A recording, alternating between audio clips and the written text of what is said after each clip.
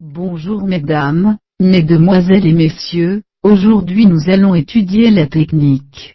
Technique vient du grec techne qui signifie, selon Aristote, une disposition à produire accompagnée d'une règle vraie. La technique au sens grec, c'est l'ensemble des règles qu'il faut suivre pour produire un objet donné. Mais la technique moderne peut-elle encore se comprendre ainsi? 1. La technique est-elle spécifiquement humaine? Chez l'animal, l'organe et l'outil se confondent. Le crabe, par exemple, se sert de ses pinces pour s'enterrer. Même les primates ne fabriquent pas d'outils. Un chimpanzé peut se servir d'un bâton pointu qu'il a ramassé, mais il ne saurait le tailler lui-même pour le rendre pointu. Dans le Protagoras, Platon fait le récit mythique de la naissance de la technique, l'imprudent Épiméthée n'ayant laissé à l'homme aucun instrument naturel pour se nourrir et se défendre. Son frère Prométhée aurait dérobé la technique et le feu aux dieux. Entendons par là que la technique, comme production d'outils pour l'homme une nécessité vitale, avec la technique, l'homme devient homo faber, Bergson, l'être qui place des outils entre lui et le monde. 2. Que signifie la définition aristotélicienne de la technique? Selon Aristote, tout objet produit non par la nature, mais par l'homme, est déterminé par 4 causes: la cause matérielle, la matière dans laquelle il est fait; la cause formelle, la forme qu'on va lui donner; la cause finale, à quoi l'objet va servir; et la cause efficiente, l'artisan qui travaille l'objet. La technique est l'ensemble des règles permettant d'ordonner ces causes dans un art donné. Une règle technique nous dit comment travailler telle matière, quelle forme lui donner, si l'on veut en faire tel objet. 3. Pourquoi la technique est-elle un ensemble de règles vraies? Un artisan n'est pas libre de faire ce qu'il veut. On ne fait pas des haches en plomb ou des fers à cheval en bois.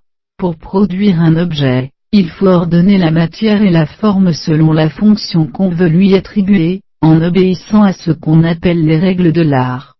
Ces règles ne sont pas laissées au caprice de tel ou tel, elles sont nécessaires et enseignables, c'est-à-dire qu'on peut les transmettre. En ce sens, on peut dire qu'elles sont vraies, parce qu'elles ne changent pas et ne peuvent pas être modifiées.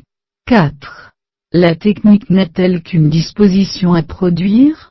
Pour comprendre ce qu'est une chose, il faut savoir ou imaginer comment elle a été produite, c'est ce qu'on appelle le schéma artificialiste. Autrement dit, la technique nous fournit les modèles selon lesquels nous comprenons le monde qui nous entoure. Ainsi, nous appliquons sans même nous en rendre compte des schèmes techniques sur la nature, afin de la rendre compréhensible. Nous disons qu'un arbre produit des fruits, comme on dit d'un potier qu'il produit des cruches. Cela signifie que la façon dont nous pensons la technique détermine radicalement notre rapport au monde. 5.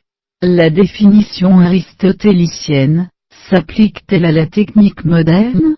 Selon Aristote, la technique est l'ensemble des règles définissant les moyens en vue d'une fin. Et Degge montre comment notre modernité ne pense plus la technique comme l'ensemble des règles nécessaires à un art. Nous en sommes au contraire venus à ne plus penser les choses qu'en termes techniques. La technique n'est donc pas un instrument neutre, qu'on peut bien ou mal utiliser, mais un mode de pensée. L'homme ne pense plus qu'à gérer, à calculer et à prévoir. C'est la différence que fait Heidegger entre la pensée méditante et désintéressée, et la pensée calculante qui veut par la technique dominer la nature, et la servir aux besoins de l'homme. Le danger lié à la technique n'est donc pas d'abord celui d'une explosion nucléaire, ou d'un conflit planétaire destructeur. Le véritable danger, c'est que la technique devienne l'unique mode de pensée, c'est-à-dire la seule façon que nous ayons de penser quelque chose. Car alors, il nous faudra craindre que l'homme se pense lui-même en termes techniques, comme un objet manipulable, ou comme une ressource à exploiter de la manière la plus productive possible. Or, nous dit Heidegger, cela a déjà eu lieu. La technique n'est plus un projet dont l'homme serait encore le maître, elle est bien plutôt la façon dont l'homme moderne se comprend lui-même et comprend le monde. en sorte que l'homme lui-même est mis au service de la technique, et non l'inverse. La citation, supposons maintenant que la technique ne soit pas un simple moyen, quelle chance reste alors à la volonté de s'en rendre maître? Martin Heidegger. Je vous en remercie. Bonjour mesdames, mesdemoiselles.